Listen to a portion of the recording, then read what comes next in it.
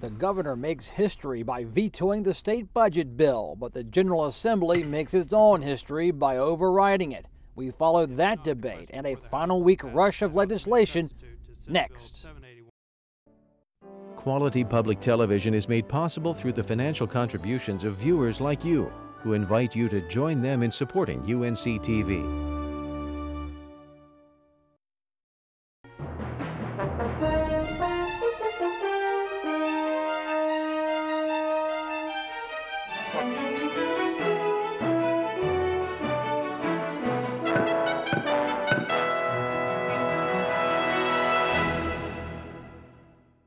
Hello, I'm Kelly McCullen. Thanks so much for watching. It's a busy week at the legislature with lawmakers in session working as we come to air tonight. But the legislative week began with Governor Bev Perdue stamping veto on the budget bill the House and Senate passed a couple of weeks ago. The move by the governor was history-making. So was the legislative response when that vetoed bill returned to the House and Senate for reconsideration this week. North Carolina voters gave the power to veto to North Carolina governors in 1996. Never until this past Sunday afternoon had any governor use the veto on a state budget bill. But Governor Bev Perdue did just that when she vetoed House Bill 200. Now, for the first time, North Carolina has a legislature that's turning its back on our schools, our children, our long-standing investments in education, and our future economic prospects. The North Carolina House made history of its own. Just after midnight on Wednesday morning, 5 Democrats joined every House Republican to vote to override Governor Perdue's budget veto. All eyes were on that 73-46 vote. I think at the end of the day, this General Assembly will be known for spending within its means and beginning the process of reform over a wide variety of areas in North Carolina. The bill was vetoed in broad daylight. Now it's the middle of the night, and we're overriding the veto. However, the people of this state are going to be hurt simply because the budget they have passed is one that's just totally out of whack. House Republicans voted Wednesday to shut off full floor debate, giving only Minority Leader Joe Hackney and House Majority Leader Paul Stam a chance to debate the merits of making the vetoed state budget bill the law. The people know about this budget. It is wildly unpopular across North Carolina. It is the worst education budget in modern history.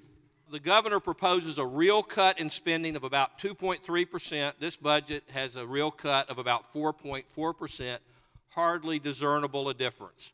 The rhetoric is real. The reality is quite different than the rhetoric.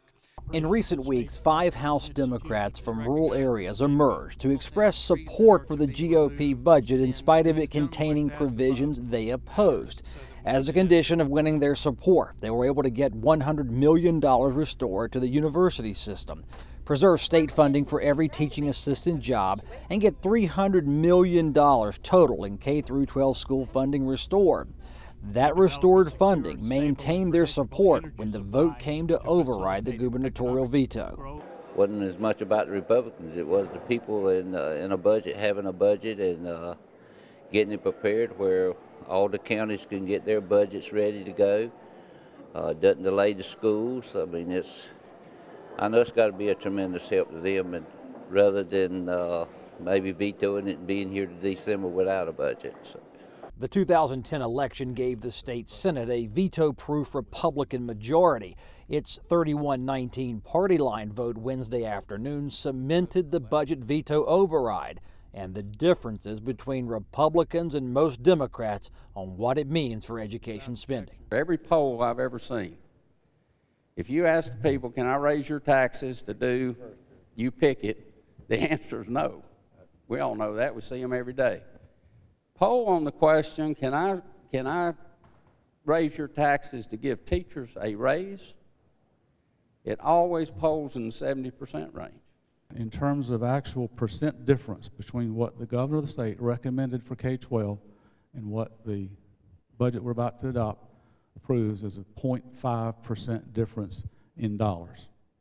In money, spending, from what the schools will spend when the fiscal year ends on June 30, the budget is actually a $200 million increase over what will have been spent this year for K-12 in this state.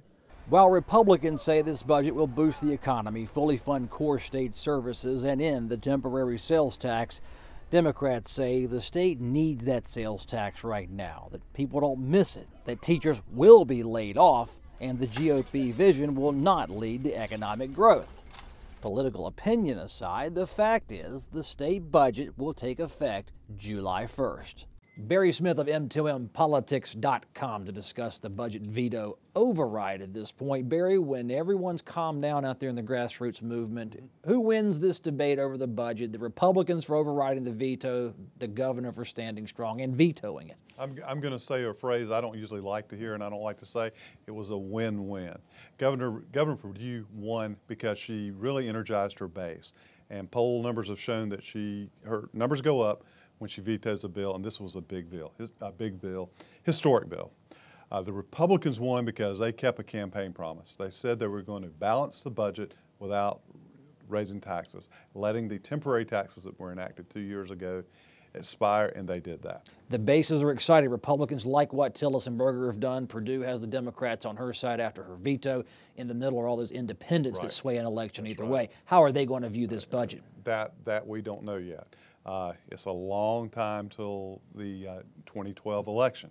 If kids go to school this fall and whoops, we don't have a teacher, classes are way too overcrowded, that's not going to be good for the Republicans. If, as former Speaker Brubaker said on the floor just before they voted to override, if the sky is not falling, when they go back to school, then well, maybe all this was, really not that big of a deal.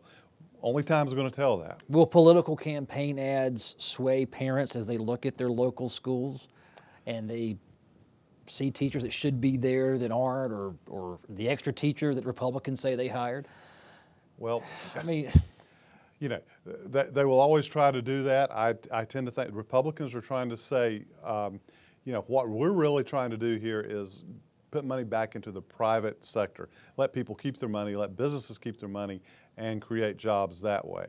I think that may be a lot more, if those jobs do come about, I think it's going to be good for Republicans in a couple years. If not, then it could be good for the Democrats. But that sounds like a presidential issue. That's President Obama versus GOP nominee, not state politics. That's true, but that's all intertwined. And the problem we have now isn't just a North Carolina problem.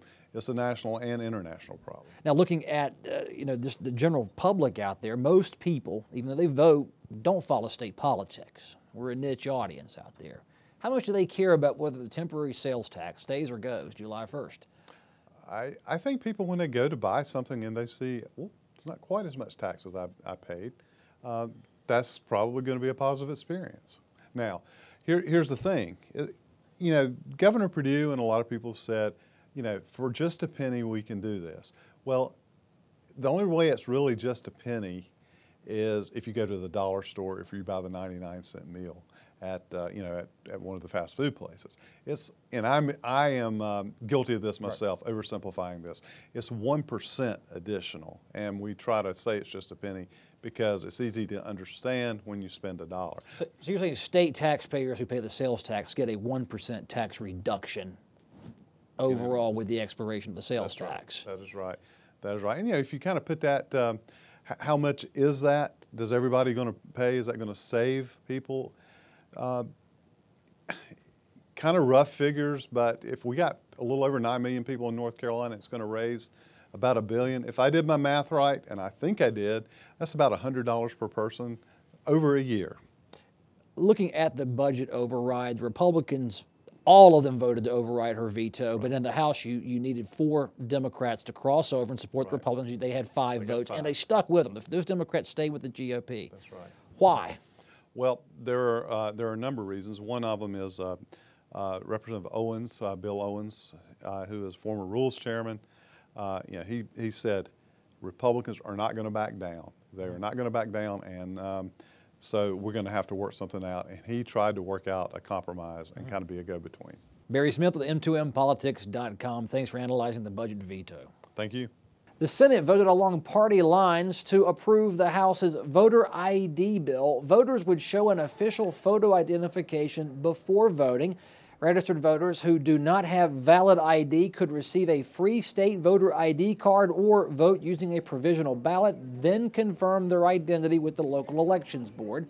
The 2012 elections would be affected if this bill becomes law. The House and Senate agree to make it more difficult for state regulators to create new regulations on business. Rulemaking agencies could only make regulations that comply with federal law, and they would actively seek to reduce regulatory burdens. They also could not pass redundant regulations. New regulations must be written in easy-to-read language and include a financial impact analysis. Supporters say state regulations always have good intentions when they're first issued. What has happened, though, over time is that we've layered other regulations on top of it. Time has changed. Things are no longer as applicable as they were. The bill expressly names 9 state environmental agencies and banning them from creating rules more stringent than federal regulations. The House and Senate have reached a consensus on establishing new energy exploration policy for North Carolina. The details still being hammered out, but it promotes the search for renewable energy, including support for offshore drilling for oil and gas and onshore exploration for natural gas. Is called the Energy Jobs Act. It would establish a schedule for how royalties from energy exploration would be divided. The governor would be encouraged to join other states in crafting a regional energy strategy. The energy bill would take effect immediately if it becomes law. Now, a bill to study the effects of natural gas exploration throughout North Carolina receives legislative approval. It's House Bill 242. It carries protections for any landowners who might enter into oil or natural gas leases. It also authorizes a state investigation into hydrofracturing for natural gas. It's known as fracking. It's a process for harvesting natural gas from rock. And 2 public hearings will be held in areas known to possess significant natural gas reserves to discuss the issue. The Senate accepts a House compromise on building more terminal groins in North Carolina inlets. Senator Harry Brown proposed earlier this session the erosion-fighting devices be allowed in any state inlet, but the House dialed back that provision, as well as how the construction of terminal groins can be funded. Allows 4 terminal groins to be built in 4 inlets. It takes away the private-public issue as far as who can build them. We also took out the public-private preference because we felt that a private beach should not have any preference over our towns that are not private. It still requires a vote of the taxpayers for any funding, any financing, and the state funding is prohibited. It continues to be prohibited. The new rules would take effect immediately upon becoming law. If you're a hunter, you may soon need a private property owner's written permission before going hunting on their land. Supporters say this bill codifies common sense and common courtesy for property owners who may or may not know that someone is on their land hunting. Law enforcement agents could ask hunters to show their permission card upon request. The Senate approved the House bill that's called the Women's Right to Know Act. 24 hours prior to an abortion, a woman must be given her doctor's name, potential medical risks, and probable gestational age of the fetus. She'd also be shown an ultrasound. Fiscal analysts estimate more babies will be born if this bill becomes law. It will cost the state nearly $7 million a year in pre- and postnatal Medicaid costs.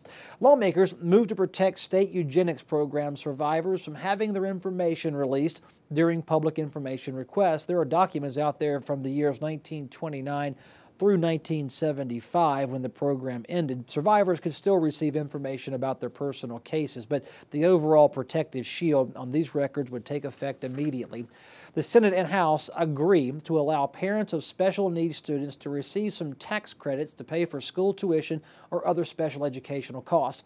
The tax credit could be worth $6,000 a year should families spend that much on special ed need expenses. An earlier provision that would have seen families receive educational money in excess of their educational expenses was stricken from the bill. The Senate followed the House in passing the Safe Students Act earlier this week. All newly enrolling school students would provide official proof of immunization and official certification of their birth date.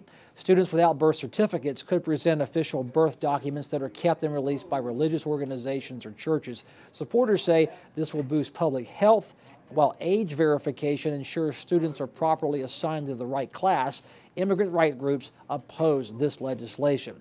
The House and Senate are ironing out a bill to guarantee high school students learn America's founding principles. Students would be taught the structure of government, the creator endowed inalienable rights of the people, the U.S. Bill of Rights, private property rights, and that U.S. justice assumes that you're innocent of a crime until proven guilty. Schools already teach many of these lessons, but they'd be mandatory beginning fall 2014. Students would also need to pass a test before graduating high school. Governor Perdue and House Speaker Pro Tem Del Folwell made a bipartisan appearance to enact legislation targeting school sports concussions. The new law will force athletes from games if they show any sign of concussion or any other head injury. Every school athlete and their parents, coaches, and volunteers will receive information about concussions. This is a law that honors 2 high school athletes who died from sports-related head injuries. This new law, though, and that's the good thing about what you're doing, is going to help prevent a lot of similar occurrences in North Carolina, and we hope across the nation as people understand what can happen and what the results can be. This is not just about football and boys.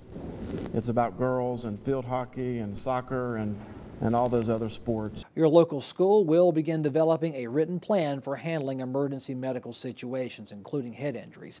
The Senate passed a bill this week aimed at fighting and preventing school violence. School principals who know or have a good reason to believe a certain crime may have occurred would be required to call law enforcement, and if they turn a blind eye to this criminal activity, they could be fired.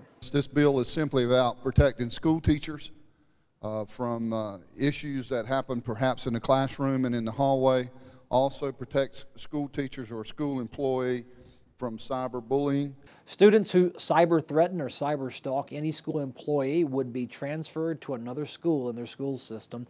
A Blue Ribbon Commission will be established. It will consider if North Carolina's public school children are spending enough time in class. Students currently receive at least 180 school days and 1,000 hours of classroom instruction per school year.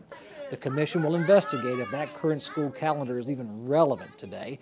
North Carolina's classroom calendar will be compared against international school calendars. Even summer vacation times will be reviewed, as statistics suggest non-academic themed summers make some students forget what they've learned the previous school year. The House and Senate have approved involuntary annexation law reform. Both chambers' votes are showing some heavy bipartisan support. This particular bill will prevent an outright involuntary annexation moratorium that many lawmakers and grassroots activist groups sought for a few years. Cities would offer a written plan for providing services to areas facing involuntary annexation, and they'd get a deadline for getting those services up and running.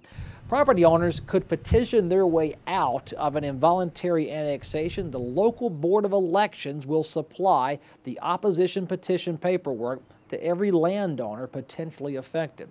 The House and Senate compromised on tort reform this week. The legislation deal calls for medical reimbursement payments to match the literal dollar costs of the medical treatment, not just what the hospital bill says. Attorneys' fees would be capped in suits filed against insurance companies that proceed to a jury trial. Trespassers could not sue a landowner for getting hurt while trespassing. The bill's House sponsors had wanted drug companies protected from lawsuits if their medicines were approved by federal regulators. What the bill does not include is the FDA provision that many of you have read about. At this point, we're looking at putting that into a study. Lawmakers say they'll study the issue of protecting drug companies from liability lawsuits. That will come later. The governor's signature on Senate Bill 532 will merge the Employment Security Commission into the State Department of Commerce.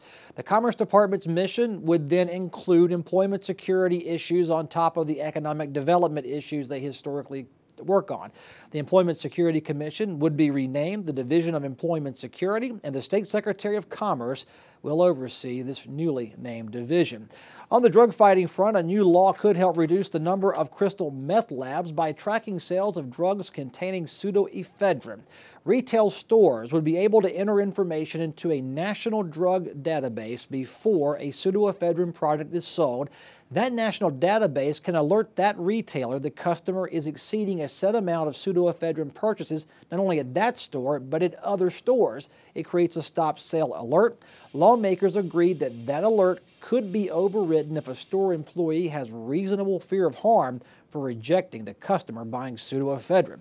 Lawmakers kicked off the weekend trying to hammer out a final deal on reforming the Racial Justice Act. Condemned inmates can argue that jury racial discrimination provoked their capital sentence, including citing statistical data covering many capital cases to argue that a geographical area tends to be racist in sentencing. The change would forbid the use of statistical data as an argument. Inmates who win a case under the Racial Justice Act see their sentences change from death to life without parole. The Senate endorsed House legislation to expand gun rights access and bolster gun legislation already approved, like the Castle Doctrine that allows you to use lethal self-defense. Property owners can declare their properties firearm-free. That declaration would trump a person's concealed carry gun permit rights.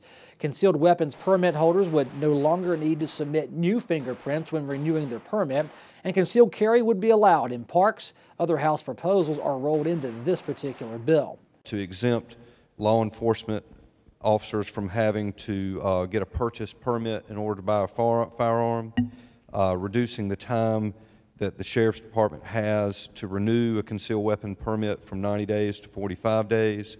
It clarifies the grounds under which the Sheriff may revoke a concealed weapon permit. More than 50% of all firearm deaths are suicides. And this goes on, but I think you get the picture. The bill restricts local government's ability to use zoning laws to restrict gun sales, and sheriffs would face higher standards if they choose to reject someone's concealed carry permit application.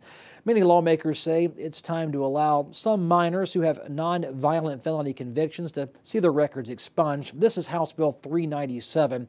It would allow minors with one felony conviction a chance at redemption. The conviction must be 4 years old and the person agreed to perform 100 hours of community service. The law would also require that offenders have a high school diploma or have earned their GED before their records would be expunged. A bill commonly known as Laur's Law is poised to increase the punishment of repeat drunk drivers. DWI convicts whose crime carries other certain factors like a previous DWI conviction, maybe they hurt someone in the accident, or they're drunk driving with children in the vehicle, could be guaranteed at least a year in prison and 5-figure fines.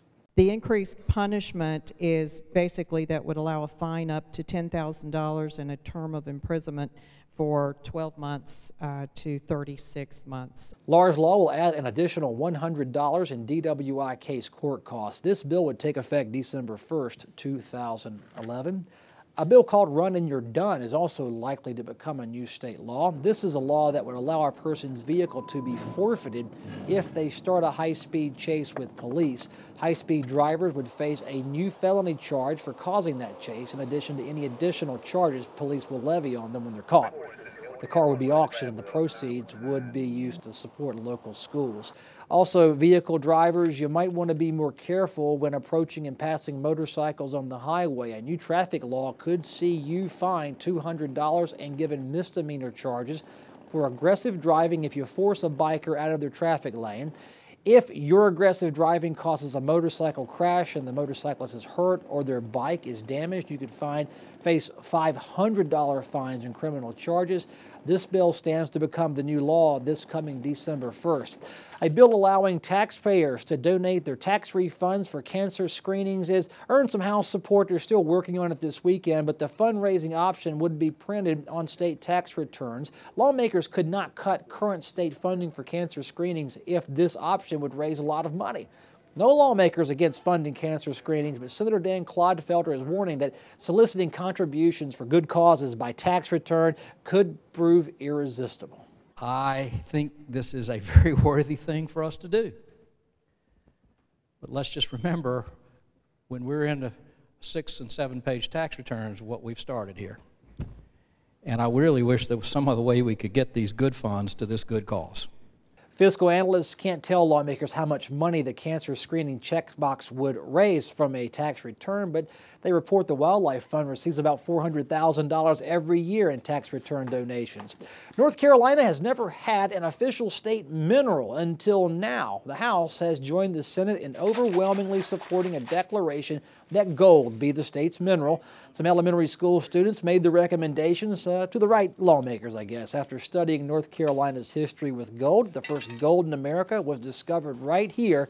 Gold takes its official designation immediately upon this bill becoming law. The General Assembly is scheduled to return to session on July 13th, but this week is its final week of full-time operation for 2011. On July 13th, redistricting is supposed to be the top item considered. It also covers congressional state legislative district boundary drawing.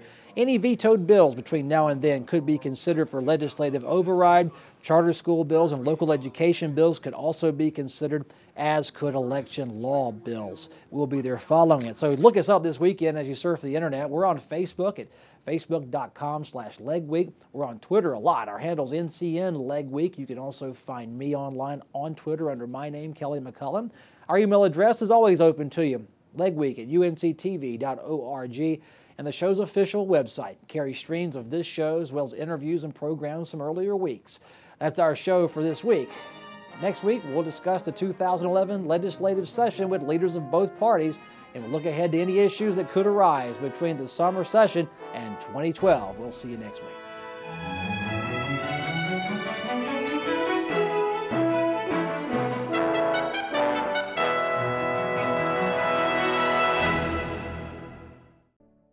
Quality public television is made possible through the financial contributions of viewers like you, who invite you to join them in supporting UNC-TV.